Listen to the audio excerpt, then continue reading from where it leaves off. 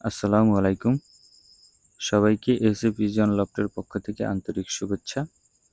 আজকের ভিডিওটা একটু অন্যরকম হবে, সেটা আপনারা দেখেই বুঝতে পারছেন।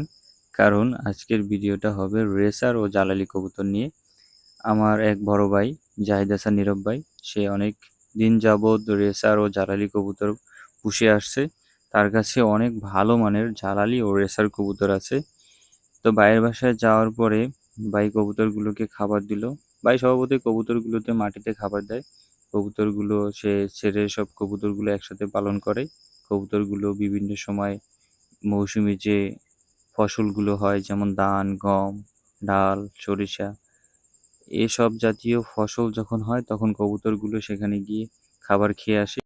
এজন্য কবুতরগুলো সবসময় এভাবে ছেড়ে পালন করে থাকেন।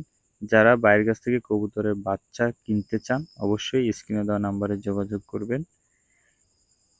সবাই ভালো থাকবেন, সুস্থ থাকবেন আর ভাইয়ের কবুতরের জন্য দোয়া করবেন। ধন্যবাদ সবাইকে।